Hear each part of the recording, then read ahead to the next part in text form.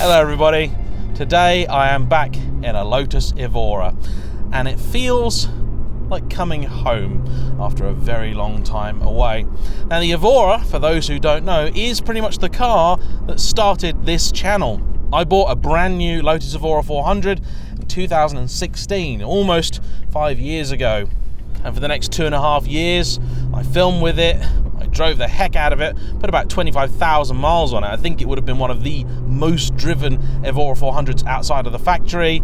And then unfortunately, I sold it for reasons and moved on. I still cite the Evora as one of the finest driver's cars out there today, but it's actually been quite a few years since I've driven one of the original cars. In fact, I reckon it could be about 4 years now, and I always recalled these as being probably superior to even the 400 that I had. The 400 was certainly faster, louder, a little bit better in some areas, but also worse in others. With the Evora this year finally being discontinued after more than a decade of service, it seemed like a good time to revisit one. And so I'm very thankful to Doug for getting in touch and offering me a go of his 2014 Lotus Evora S. This is actually a very rare car because late in the original car's production run they introduced something called the Sports Racer, and that's pretty much most of what they sold then. The Sports Racer was essentially a way of bundling together all the kind of options packs that Lotus had for the Evora at a slightly lower price. It was a way of lowering the price of the car without admitting that it was getting too expensive. Because this car, when it was new, was about 70,000 quid, so not a cheap thing. In fact, I paid 68,000 for my Evora 400 a couple of years later. Oh, that's stupid.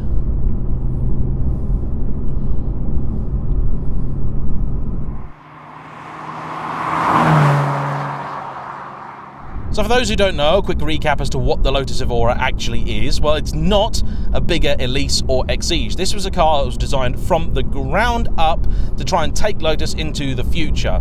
It was conceived in the mid-2000s and it was the first step in a revival of the company. No, this wasn't part of Danny Bahar's big 5-car grand plan that you may have heard of. This was a product of a man called Mike Kimberly. He knew that Lotus needed to be revived and he'd been involved with Lotus for a very, very long time. At some point in the future, I hope to get Mike on the channel. He saw that they needed some more models because the Esprit had basically just been canned after a quarter of a century of service, and the Elise was also getting a little bit old. He wanted to build a new Esprit, but he also knew that you couldn't really have a model range consisting of the Elise at 25 grand and an Esprit at 125. You needed something in the middle, and also the Lotus brand needed to have its reputation rebuilt. And so this was the first stage in that revival. The car is, technically speaking, a 2+2, although this has the rarer 2+0 configuration with just a little luggage net in the back, and that's actually my preferred way of having these, but most people I knew actually did really put kids in the back, especially with the later cars that had more room in them. They were a very practical car. There is no space at the front. Despite being mid-engine, your boot is actually behind the engine at the back. You can get a small set of golf clubs in there, the old industry standard. And this is really a car you can daily drive. Power was provided by a 3.5 litre Toyota 2GR FE engine, which most people cite as the one in the Camry. Actually, it was used in a whole bunch of different cars. Now, the first Evoras were naturally aspirated and made 276 horsepower, that classic Japanese figure. But they knew they needed a little bit more, so later you got the Evora S, and that had a supercharger strapped onto it, I believe inspired or just copied from, I think, the Toyota Avalon. Someone tell me if I'm right. A model in Australia that was made and sold this way, and this brought power up to 345 brake horsepower. Torque then rose to about 295 pound-feet, which is around 400 newton meters. Obviously 0 to 60 times on top speed, both improved. Weight did go up a little bit, but this is more the car I think people were hoping for, because the original car was somewhat underpowered compared to, say, your equivalent 911.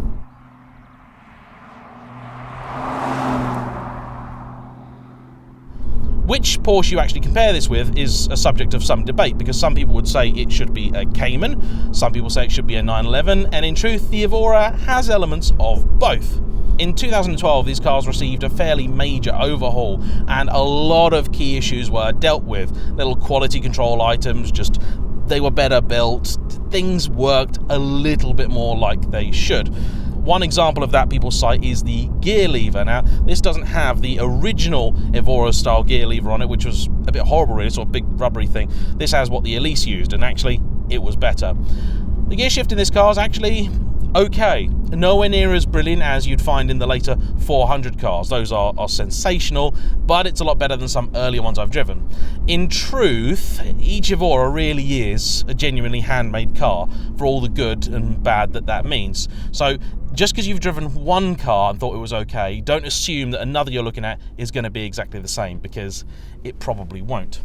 The interior of these early cars is also totally different to my 400, and although the 400 is perhaps a little more logically laid out, has a few clearer items and is maybe a little bit functionally better, I do have a real soft spot for these early cars. This wraparound dash concept is brilliant.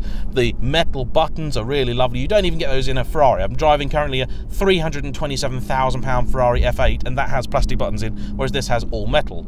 Unfortunately, Lotus then ditched the metal buttons. At least one of them is designed purely to scare the bejesus out of you. It's not really obvious what it does. You press it and it actually opens the glove box. First time I found that out, I just thought, what does that do? Bang! Oh, my heart! So, yeah. And actually, and that MX-5 going past actually reminds me, because what Doug used to have was MX-5s. And now he's got this. He actually wanted a car in this specific colour, Nightfall Blue, and as it turns out, it's very rare. This was the only Evora S made in 2014 in Nightfall Blue, possibly for just the UK market, but practically speaking, the world. He's got the certificate of provenance that you can get from Lotus. It's about £170 or so. Or if you go through the Lotus forums and join up with them, you'll get that, and I think some nice Valet Pro cleaning stuff and some other goodies, all at a bit of a discount. So if you are thinking of becoming a Lotus owner, or you're already a Lotus owner and you want to get one, go over to the Lotus forums, sign up over there, and I'm sure Bibbs will thank you for it, because there's a good community of people over there, and the site has recently become a lot more active because of all the excitement and talk about the forthcoming models. It is true to say that the Evora just never ever sold well. It was an absolute total failure from a financial perspective. Lotus have never released numbers of exactly how many of these that they made, but I would hazard a guess over the sort of, well, I guess 12 years this car was around, you may be talking 3,000 cars. That is, I think, a realistic number. When we look at, say, the certificate of provenance, and you see that they made something like 30 or 40 of these for the UK market in that particular year, that gives you a rough idea. I don't think this was a car that succeeded at all. Why? A number of reasons. First off, the Lotus brand had suffered a lot of damage over a number of years. It's pretty difficult to convince a Porsche owner into getting one of these. The fact is, once they actually got in the car and drove it, generally speaking, they bought it. But actually convincing them to do that at all was the difficult bit. Lotus dealers often don't really help themselves, and if you are thinking of buying a Lotus, either old or new, there's only one place in the UK I'll tell you to go, and that's Bell & Colville. You need to speak to Jamie. He's my guy. He's supported the channel from when we were only a few hundred subscribers, not 100,000, and so I'll be forever grateful to him, and they are really the best place to go in terms of Lotus purchasing and servicing as well. This particular car actually came from Will Blackham, who's a very good independent dealer, and he's great at sourcing sort of more entry-level stuff, Elise, Exige, and some Evoras. So if you want an alternative place to look, Will's a really good guy as well.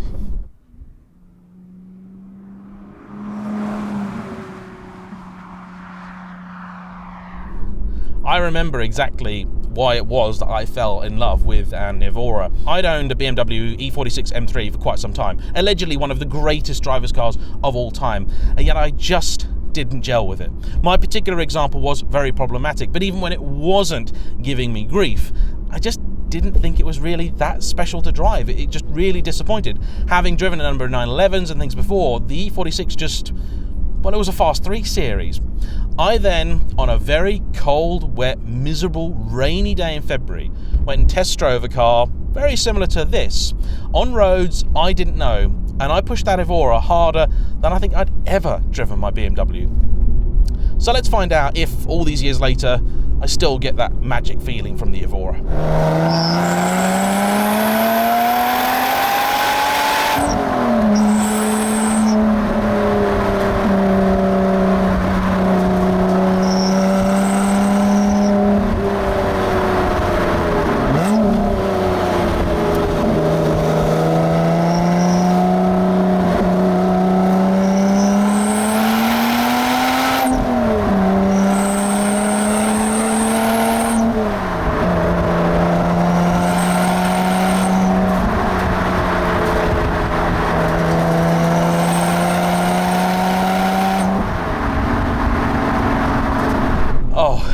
it's a marvellous thing. Is it perfect? No. The engine just doesn't sound fabulous, but it certainly is effective. The later cars transformed it entirely. It's amazing what an exhaust will do to your perception of how special an engine is. But the rest of this car is absolutely sublime. You got double wishbone suspension front and rear with some arms that were way over spec, because the intention was that this car was always then going to be the basis for the next Esprit. So the whole thing was designed really to take about double the power that it ever had. The whole thing responds and works with you. These seats, the Recaros, are far better than the Sparcos they put in the later 400s. They're comfortable, but they support you. The view out is pure Group C racer. You do feel really enclosed.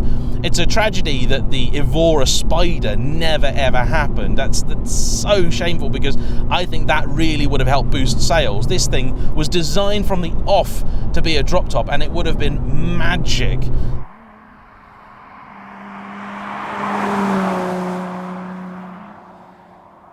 I think the Elise really is probably the reason that this car didn't ever sell very well, because broadly speaking your potential customers came in two different varieties.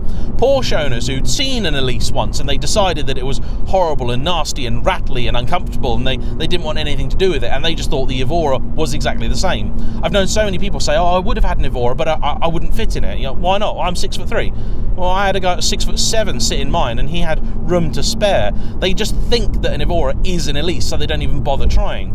Or you get the people that already have an Elise, and the Elise is wonderful and lovely and great fun for a little bit, but it's not at all refined. However, if you were to get straight from an Elise into this, you'd then think that it was a sort of somewhat big, soft, woolly kind of thing. In actual fact, it's not really that much slower than most Elises. It just is so much better at getting down the road and so much nicer inside.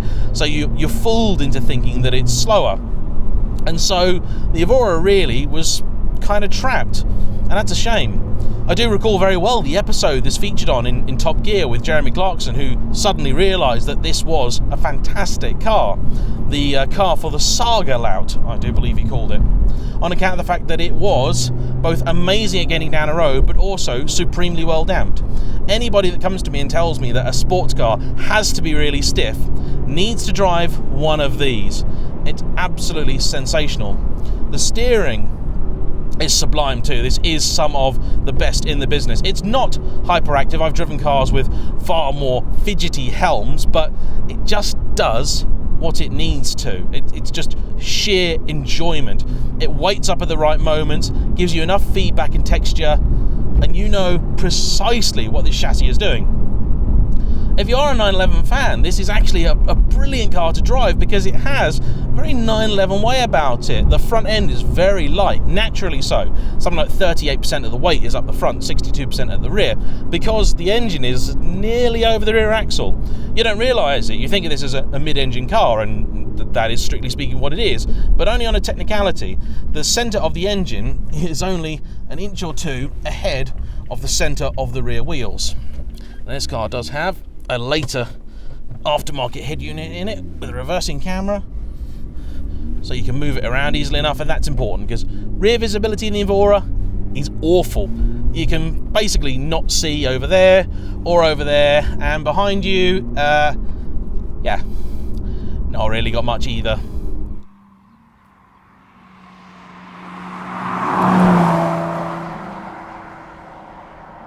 Brakes are beautiful, nice and progressive. Throttle, perfectly judged. You can heel and tow real easy in it. You can also place the car absolutely perfectly because of those nice arches at the front. It's still fairly compact. And here's the thing. I parked this car this morning next to the Ferrari press car I've got. And the Ferrari press car is about another £300,000 more than this. Yet this doesn't look out of place. This feels every bit the equal, and from a driving perspective, no, of course this doesn't have the sheer firepower or pace of the Ferrari, but as a driving experience, this thing is easily that car's equal. This is a magic thing to drive down this road. It's made for it. Simply put, it's absolutely made for it. And I know that because I've driven the road to the factory at Hethel quite a few times, and it's very similar to this, so it's no surprise at all that it just works here. The original Evora actually was in some ways maybe even more special because even more comfortable again, but compared with most sort of sporty cars, this thing is really quite nicely damped. You can tell that the people who went on to work at McLaren were from Lotus because that ethos is very much alive there. I've often said that the 12C really was the esprit that we never got, and honestly, I think that's a fairly accurate statement. There are criticisms of the Evora, for sure. Build quality compared to Porsche, even after all of the upgrades and improvement, just wasn't there. There's some wind noise coming from the wing mirror, because if you fold it in, it will stop. This dash here does look and feel a little bit rubbishy, and it wasn't great when it was new. Gear shift in here, still a bit substandard. Some of the paint is already starting to lift on the side of the car, where evidently water's got into it at some point, and that is something that does happen. I had to have paintwork remedied on my own car when it was only a few months old. In fact, I recall that the paint on my wheels got brushed off by the air. I'm not making that up. All the edges on my alloys, the paint came off. By the time my car was 18 months old, there wasn't a single original alloy left on it. This car just gives you so much confidence between the chassis, the steering, and the fact it's got just the right amount of power. When you've got 500-600 horsepower under your foot, you need to be a little bit more wary or respectful of it. When it's 345, you just feel like you can be a little bit more playful. Prices of these have held pretty firm for the last 5 years too. But when I was looking at Evoras a few years ago, 30 grand was pretty much your basic point of entry. Now it's maybe dropped only as far as 25 or 26. If I see an Evora up for sale for 26, 27 grand, it does not stay around for very long.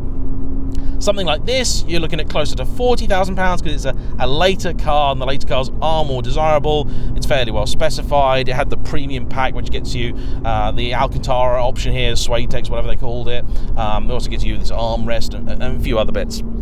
The feel of the leather that's in here is absolutely gorgeous. It does feel very old school, sort of supercar, sports car. And there is a sense of magic about this thing. I'm also happy to report that the ownership experience of these cars, the slightly dubious build quality aside, is wonderful. People love the Evora. They'll come up and talk to you whenever you refill. Someone wants to know what it is. They're always excited to see it. You get let out of junctions. It's actually not too bad on fuel. The servicing costs and so on are broadly in line with, say, a 911. Maybe a little bit more in some cases, but these are generally pretty damn good cars. And actually, the older they are with the more miles on, they tend to be a bit more reliable, because by the time they've actually been used, there's been time to sort of diagnose all the issues with them. If you want a sportier, sharper experience, look at the later cars, 400, 410, so on and so forth. But if you want the ultimate weekend car that's not a Porsche, you can potentially put people in the back, but you will just absolutely love driving, try this. If you've never driven a Lotus Evora and you love driving, you have to give one of these a go. You really do.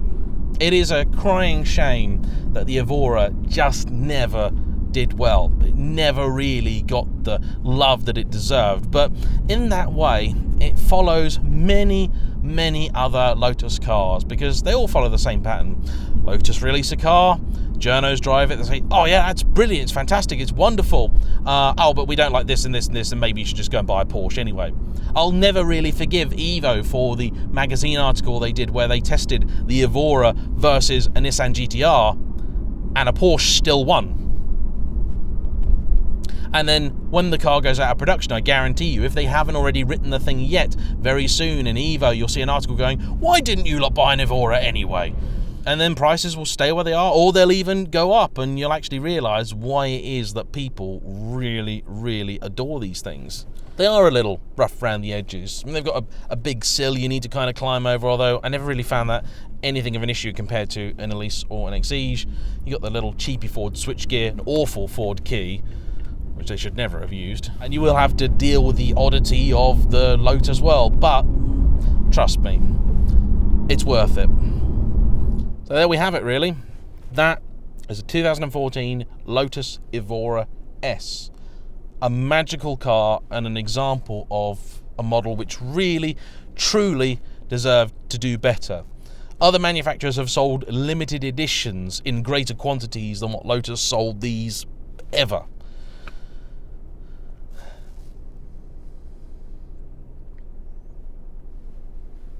Thanks for trying, Lotus.